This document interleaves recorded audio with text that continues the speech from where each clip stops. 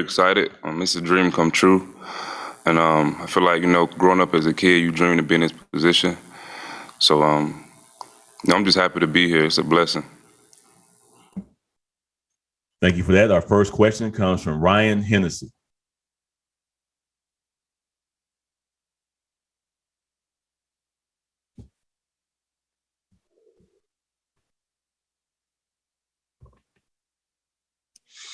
Hey, can you hear me? Yeah, I can hear you. Sorry about that. Just want to ask you the ties to Birmingham and obviously playing in big games, but playing high school football in the Birmingham area. How did that prepare you to big games? Obviously, you played in a lot of big ones last year and preparing going into this year as well at Clay Chocolate. I first started just growing up, with the kids at schools. Everything was all about competition, even in PE, just playing against each other, but playing against the best, competition growing up. I feel like even from Little League, it just prepared me for this situation, and even carrying over to like middle school and high school, playing against some good guys and guys who I've played against in college. So yeah, I've been playing in big games for a while.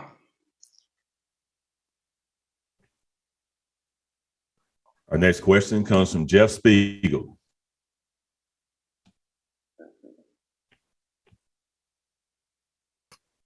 Good morning, DJ. I know, we talked to the Cincinnati guys, yesterday, and we know what point, they're trying to prove by, beating the number one team in America. What statement, could Alabama make, by finishing this job, not only winning this game, but winning another national championship? What further would that say about this program that maybe hasn't been said yet?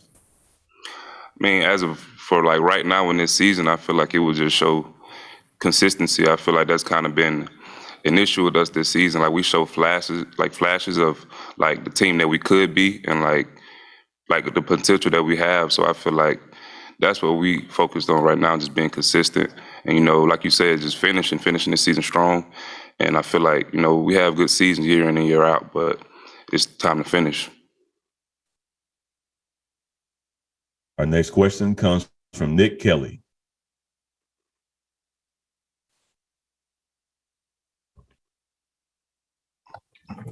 DJ, the offensive line for you guys had a really big game against Georgia. How have you seen that group grow throughout the course of this season? I mean, they've grown a lot. I feel like they have a lot of chemistry. Now it was a lot of missing pieces because we lost a lot last year, but they just kept their head down and worked hard through all the negative comments or whatever was said about the offensive line. They just took it. They had a chip on their shoulder. They had a point to prove, and I feel like they've done that. And I feel like they've come together, and just over time they've grown and just been consistent. And I feel like that's how they got better.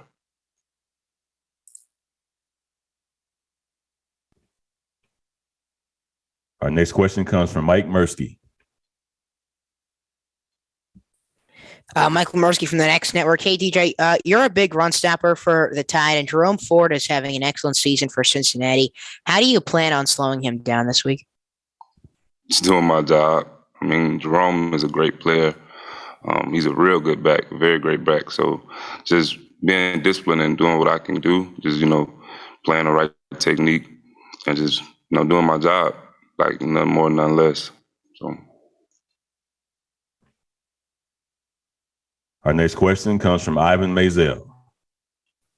Hi, DJ. I was impressed that you started out talking about this being a dream and being a blessing to be here. Most people expect Alabama to expect to be here. So how do you keep that? How do you keep from taking it for granted? I don't know. I really haven't even thought about that. That's just the way I am, honestly. I feel like just over time you have a lot of ups and downs throughout life, so you just got to be grateful for what you have and just make the best of every opportunity that you have. And that's kind of the way I go about everything. So. Thank you. Our next question comes from Michael Casagrande. Yeah, DJ, it's a little bit off the wall, but have you ever been to Cincinnati, the Cincinnati area? No, I haven't. Are you familiar with their chili? It's quite a divisive food. Have you heard of it, seen it? No, I haven't. No, I haven't. All right. Thank you. Our next question comes from Tony Suklis. Hey, DJ, going back to your own offensive line, how have you seen Emil kind of grow throughout the season and improve in the interior? Emil Ekiyor. Emil, he's an older guy on the offensive line, so he's became a lot, very vocal over this, just the course of the season. And I feel like that kind of, when you become more of a vocal guy, you kind of hold yourself accountable, like when you speak up. And I feel like he knows that. So he's been on, I don't know what's the word, but he's been doing very well. So. Thank you. Our next question comes from Carrie. Good morning, DJ. Thanks for taking the time here. Back to the fact of you just growing up in Birmingham with Alabama in your backyard. I don't know, but I'm assuming maybe you were a fan growing up as a kid. So how surreal is it playing for the in-state school now and now going to 2 straight college football playoffs? I wasn't a fan. I wasn't always a fan growing up. I started off as a Texas fan, because I like Bryce Young, and I was playing quarterback and stuff in the league, so that was my team. But after he left, I became an Alabama fan. But it is a dream come true just from watching the games with my brothers and uncles and just picturing, me on the field someday. So I just try to take in every moment and, not take it for granted. And so sometimes you just wake up and you really live in your dreams. And, I'm thankful for that. Thank you. Our next question comes from AP Stedham. Good morning, DJ. Good morning. DJ, what have you seen from Cincinnati's offensive line on film that might be different or unique or similar to another team you played against in your career at Alabama? And have you watched the interior player? One of their players on the offensive line is 6'9". What can you tell us about them? They are good offensive linemen. They play together very well. They're very good on the combos. They just work very well together. I feel like that's why they, a good running team, because all of the pieces work together and they play with a lot of energy and a lot of effort and a lot of toughness. So.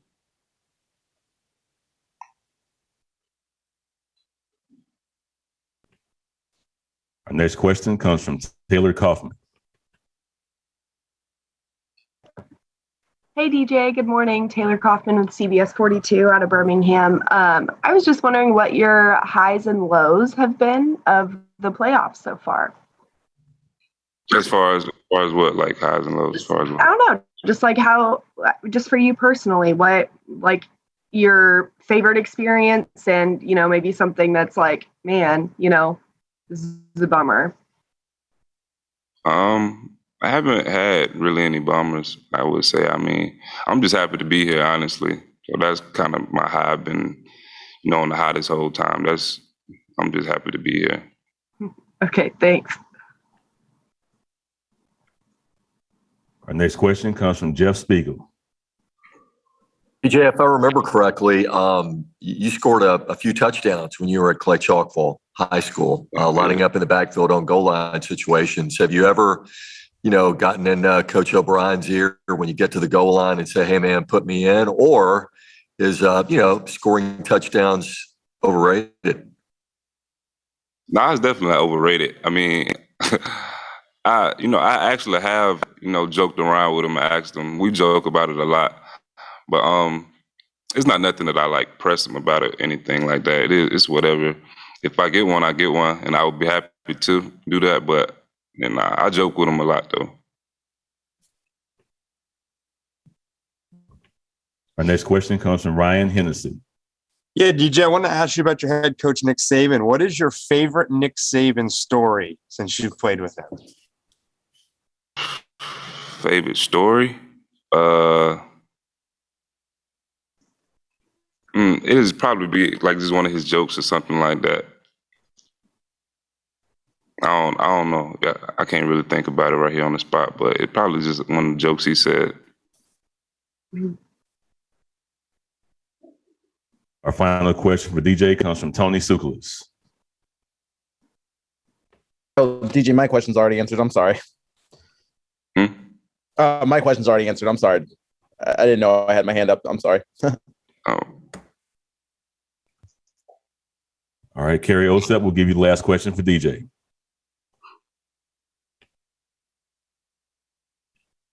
Thank you. So, DJ, I want to know, like in all realness, the fact that these playoffs and this bowl season have been so different these past 2 years. I just want to know, do you feel like you guys are missing out on anything, or has it become second nature after going through it last year during the pandemic? I don't feel like we're missing out on anything, but I feel like for us, like we came here to play a football game and to win a football game. So everything else, it really doesn't matter to me. I can't really speak. I assume that's how the whole team feels, but I can't really speak for everybody. But I don't really feel like I'm missing out on anything or the team missing out on anything, because we came here on a mission and just to get that done, and then after get back to Tuscaloosa. So that's all I really care about. Thank you so much. Appreciate it. No problem. DJ, thanks for joining us. Best of luck on Friday. All right, thank y'all.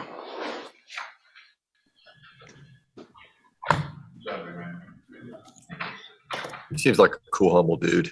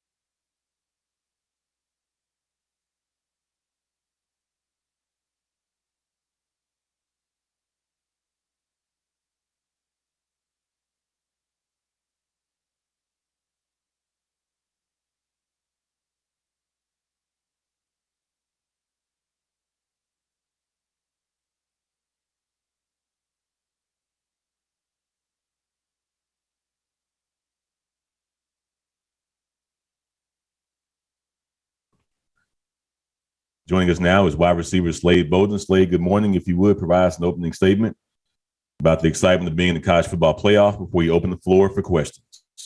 Good morning, y'all. Thank y'all for having me. I know we're excited. I hope y'all are excited for Friday. It's going to be a good game, good times, and I'm excited. I know you all are too. Our first question comes from Michael Casagrande. Hey, Slade.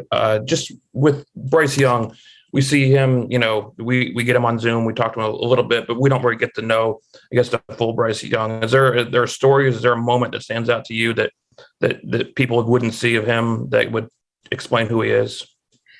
A good story I would say is just when I've watched film with him before, and just when watching film and just seeing how he sees, different teams' coverages and, how he looks at film the way he does. It's just, you realize how smart of a player and how instinctive he really is. And it kind of gives you a backside of like, okay, well, this makes sense on why he does so well during the game, because he studies the game so well, and he just sees different things that not many people can see watching film on another team. Our next question comes from Johnny Cogden. Hey, Slade, quick question for you. Going back to the Texas A&M loss, obviously Alabama doesn't lose a heck of a lot of football games, but can you walk me through what practice was like following that week? And do you feel like that was really a turning point for this team because you guys have seen locked and dialed in since the moment you lost? Right. I mean, I feel like practice didn't change much when it came to how we did things. I think definitely our mindset was a little different. Maybe that's kind of what you're asking. We all said like we didn't want to forget how it felt to lose that game. And so we knew that we had to go out every day, so forth, practices, whatever, every game, and not forget what happened, not forget that feeling, and continue to come out and practice every day like it was our last game, because you never know when it's going to be your last, because we weren't expecting to lose that game, but it happened. So I'm thankful that we got back on the right track and got back on the right mindset after that game. Our next question comes from Carl Prather. Hey, Slade, good morning. I wanted to ask about the wide receiver room and the progression of many young guys within that room from fall camp through the regular season, and obviously moving to now, and what you've seen from a number of those guys being highly productive this year. Right. I feel like a lot of those guys have done a good job. They've all improved throughout the season from the beginning. They've seen firsthand that all it takes is one guy to go down, the next guy needs to step up. That's like an Auburn game with Jameson going out after the first half with the targeting, and also Mechie going down in the SEC. Anything can happen, and everyone has to be ready. And so I feel like that's kind of got these guys going a little bit more, because they know that anything, if there was something to happen, the next guy can be up. So they got to be ready. But they've done a good job with that.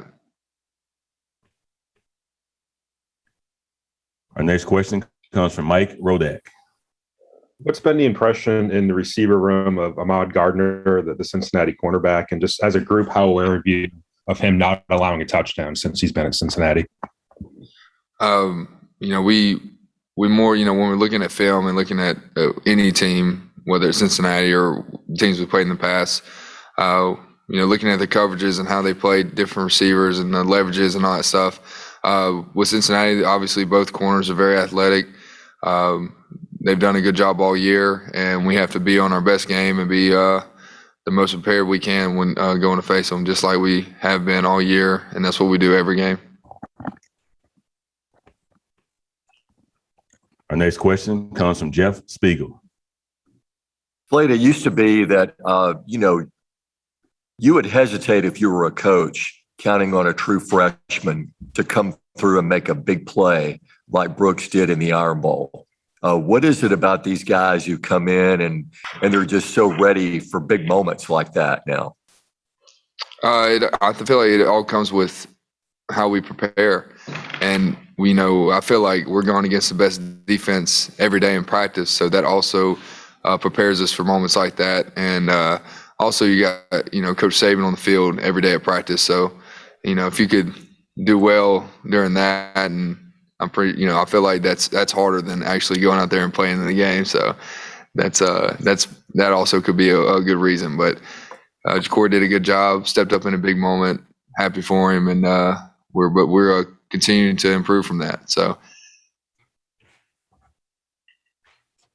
our next question comes from Carrie Osett. Morning, Slade. So obviously, all of you players that come to Alabama, you know what to expect and you want to be here in postseason. But I'm just curious, from the outside looking in, we can all only imagine, but what is it truly like to be in the dynasty that we're all getting to watch? And is it something that you did expect when you came here?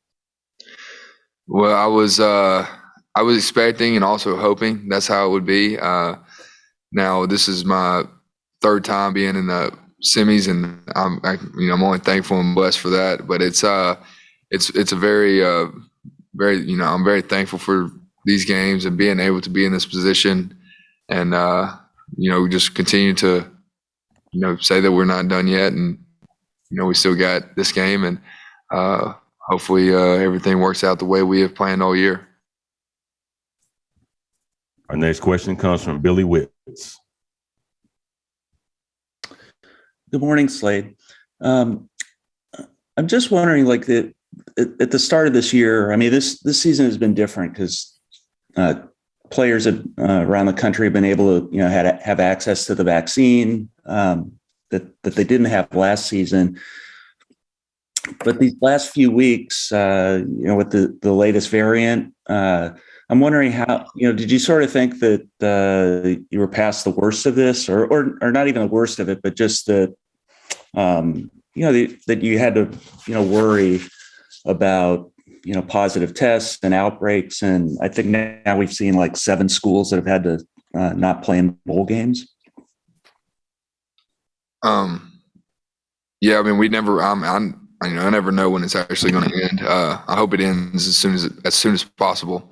That would be great. But you never know when it's going to end. So I feel like we're just prepared for the worst, and we have the best doctors and trainers, and to me, in the world. So I feel like if I know I'm going to trust in them, and I don't feel like they're going to steer us wrong. So I know that we're going to do our best to handle any kind of situation that comes to us, and I feel like we've done that to the best of our ability all year and last year, and I think we'll continue to do that as well. So when's the last time you were tested? I honestly I can't tell you, because we usually don't get tested unless we have symptoms. Our next question comes from Callum Squires. Hi, Slade. Good morning. Thank you for taking the time. I just wanted to ask you about your offensive coordinator, Bill O'Brien, what your relationship with him has been like this season, and kind of what kind of experience he's been able to pass on to you, considering his, impressive resume. Right. It's been great having Coach O'Brien this year. I felt like it didn't take long for us to connect as an offense with him, and I feel like it's only improved, the chemistry throughout the season, and we all trust when O'Brien's play calling, and we know that he's going to put us in the best position.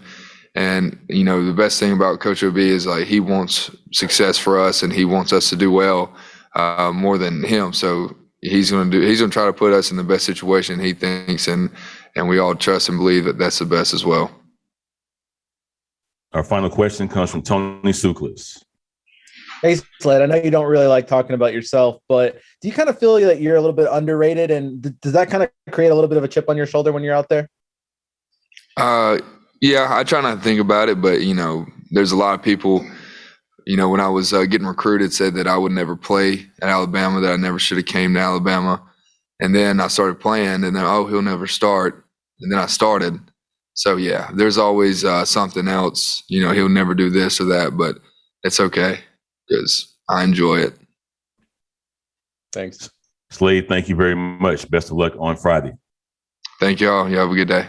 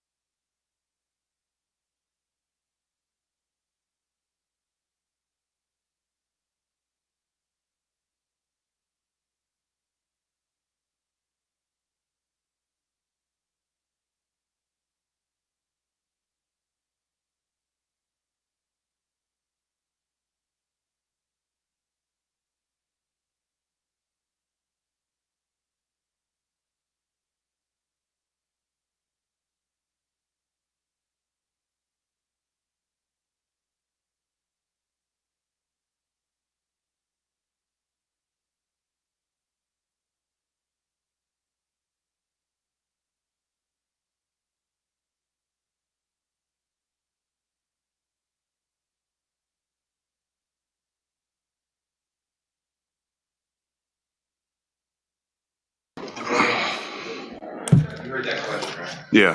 Good.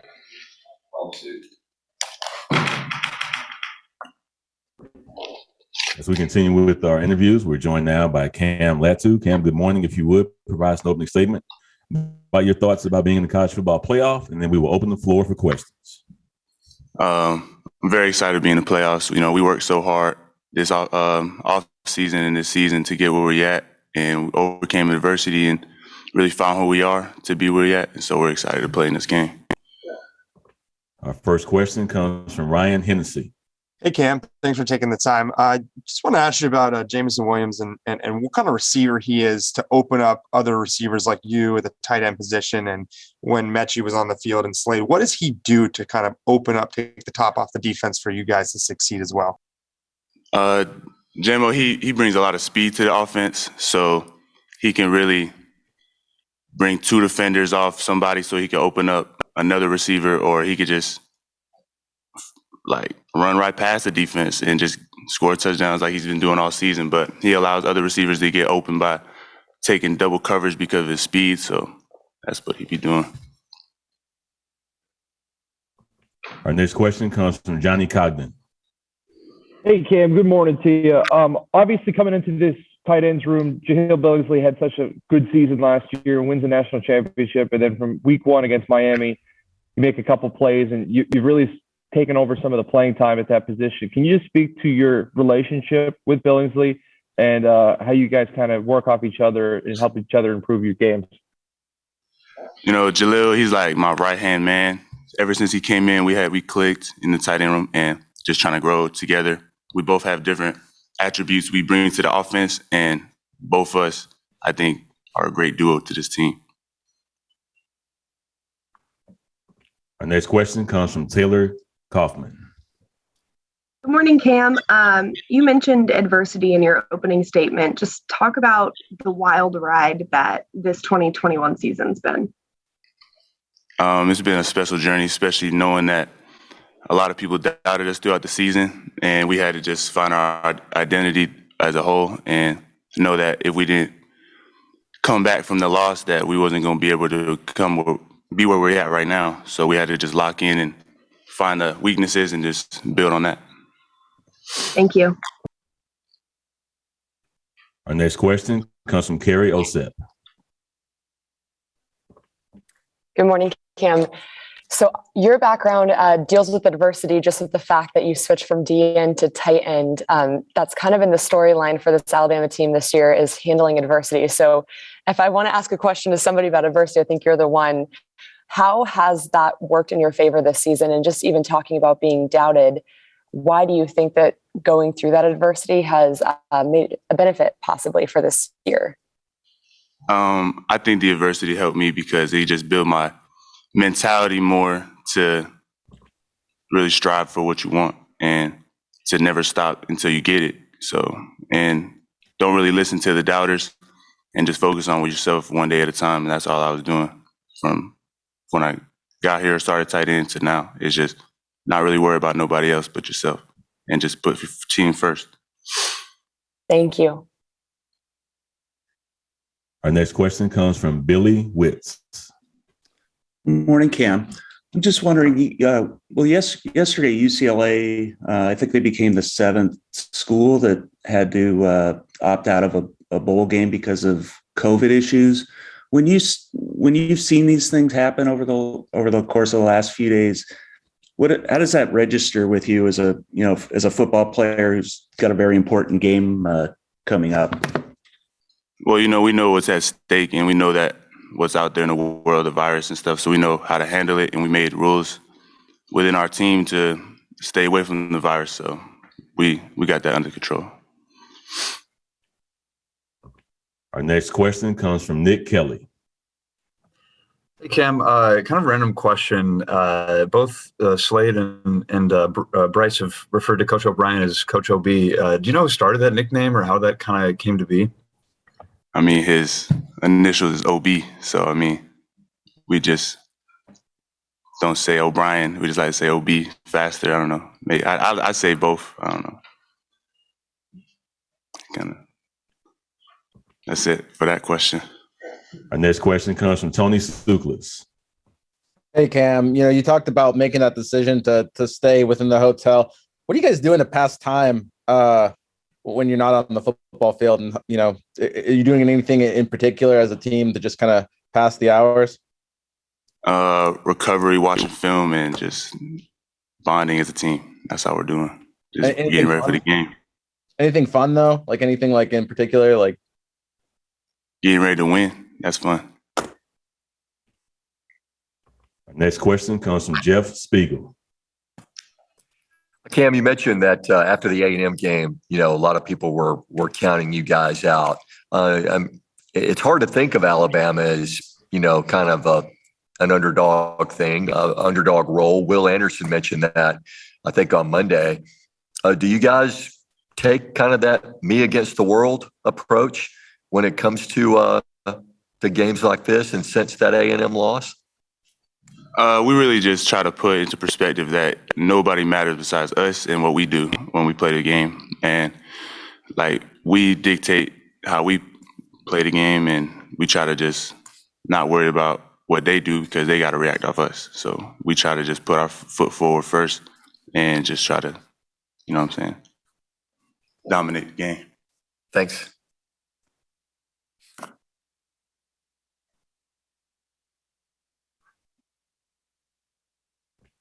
Next question comes from Taylor Kaufman. Hey, so you can take a second on this if you need to, but I was just wondering, looking back on the season as a whole, just for you personally, what have been your highs and lows, like your favorite moments? It could be on or off the field, really. I don't know. That's a tough question. There's a lot of highs and lows throughout the season, but it could be like something fun that happened, in the locker room. It could be a Saban thing. It could be, I think from us growing as a team over the course of the season, because you could tell how much more together we are throughout the season as you go game clip to game clip, and how much we've improved as a together and not individuals. You know what I mean? So that's what I like the most. Our final question comes from Johnny Cogden. Hey, Cam. Obviously, you have a much more featured role in the offense this year as a pass catcher, but you had the opportunity now to catch balls from Bryce Young this year and work with Mac Jones in practice last year. Can you talk to me about some of their similarities, and just necessarily how they might be on the same page when it comes to just their love of football, because they both come across like complete football junkies? Thank you. First of all, both players are extremely smart. You got to be at that position, and they both play just football great. And that's all. I can't just compare. They're two different players to me, but they're both great players. Cam, thank you very much. Best of luck on Friday. Thank you. Thanks, Kim. Thank you.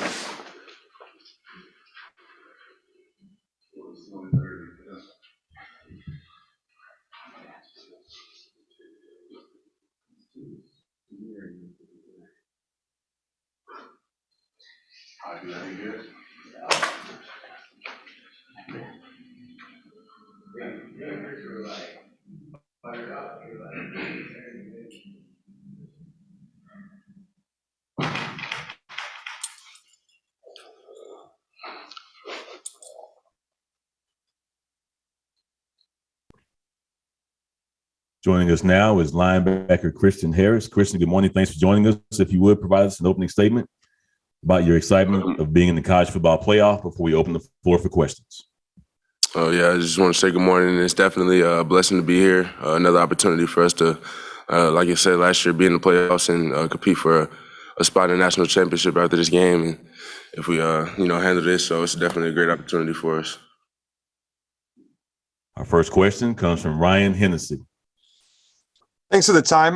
Just want to ask you during practice, you go up against a lot of good players on the offensive side of the ball, but Jameson Williams, you've been here a few years now. You've seen some receivers. I'm not asking you to kind of compare, but what makes him so special when you see him on the defensive side of the ball? To me, he's a dog. Each and every play, he wants to win, no matter who he's going against. And I think he shows that mentality in the game as well. So you really see no fall off when he comes to, his effort in practice in the game. He treats everything the same.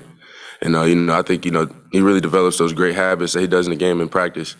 I mean, the world's just starting to see.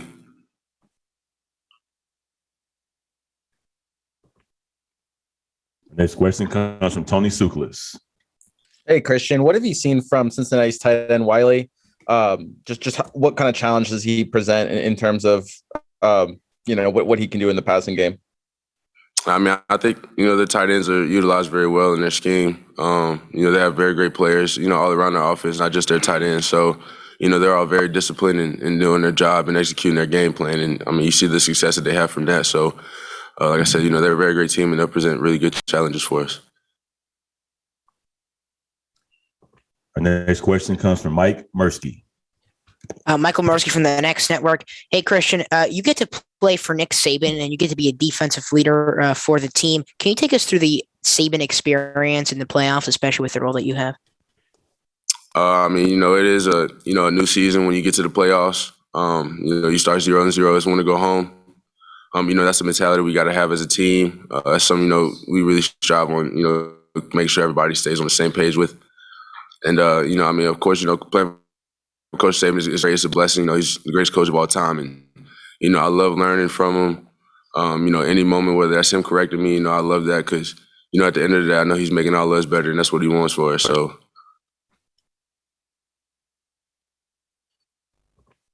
Our next question comes from Johnny Cogden. Hey, Christian. Obviously, you've played in this defense for a while now, and you've gotten to play under Pete Golding. And he was telling us earlier this week, we don't have a ton of time to talk to him during the season, that he kind of just doesn't listen to the criticism. And he says, if you're in this business long enough and you listen to criticism, you won't be in it very long. Do you and some of the guys in that defense, do you guys take that personal when you hear him catching heat on whether it be social media or fans on sports talk radio? And can you just talk about your relationship and playing for him? I don't really pay attention to the external factors, the outside noise, or whether they're criticizing him or not, or us or not. I mean, I know at the end of the day, Pete's a great coach, and, I trust him. I mean, I came in never playing this position before. And, throughout these 3 years, he's really done well with developing me and still doing so, even to this day. So, he's a great coach, and I really appreciate what he does for us. Next question comes from AP Stedham.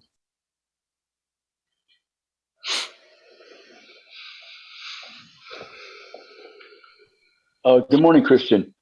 Christian, what have you seen from Cincinnati's offense that makes them slightly different than the teams you may have faced in your career? I mean, I think all the teams are, pretty different in their own way. I think, Cincinnati is, like I said earlier, really good in being disciplined with what their game plan is, with their whatever their coach, calls for them. I mean, they do well with executing. Like I said, you see their success from throughout the whole season, how efficient their offense is able to move, whether that's in the run and passing game, having a mobile quarterback to not just to be able to stand in the pocket, he can move around, extend plays. So, they have, a lot of threats all over the field, and it's, you got to make sure you're on all 10 toes and be ready. Next question comes from Mike Rodak. Christian, just how would you evaluate the season that you've had personally relative to any goals or expectations you might have set for yourself going into it? I mean, any season, I think this season right now, I'm really just focused on where we are right now for the Cincinnati game. I've had my ups and downs, but like I said, I think, coming together as a team, we've all came together at this point, and, we're locking in to get ready to, finish this off for the season. So, if we had a rough time in the season, we definitely are making it up. Our next question comes from Carrie Osep. Good morning, Christian. Thank you for taking the time. So from an outsider looking in, obviously you guys all come to Alabama for these experiences, but do you ever sit back and just think of how surreal that you're in this moment and the team is as dominant as it is year in and year out? I mean, it is a truly a blessing. It is pretty cool to be able to go places and, playing big games like this. But, you can't let the moment be too big for you or act like you haven't been there before. At the end of the day, this isn't a vacation that we took. It's a business trip. And, we had to come in every day and work like we do if we were staying at school to practice and prepare for a game like we do any other week. So I think just approaching it with more of a business mindset and understanding what's at stake. it really helps us out. Our next question comes from Tony Tsoukalos. Kind of on that note, though, what you guys are in the hotel room when football is kind of done for the day. What are you doing to unwind, to kind of let loose a little bit, maybe let off some steam? I mean, we are really around the hotel. So, I mean, playing the game or just chilling or, watching film or getting your recovery in, get some treatment. It's a lot of time for us to really bond with the team. Us, just being here a lot and being able to spend time with each other some more. So, yeah, I mean, that's really all I say we do.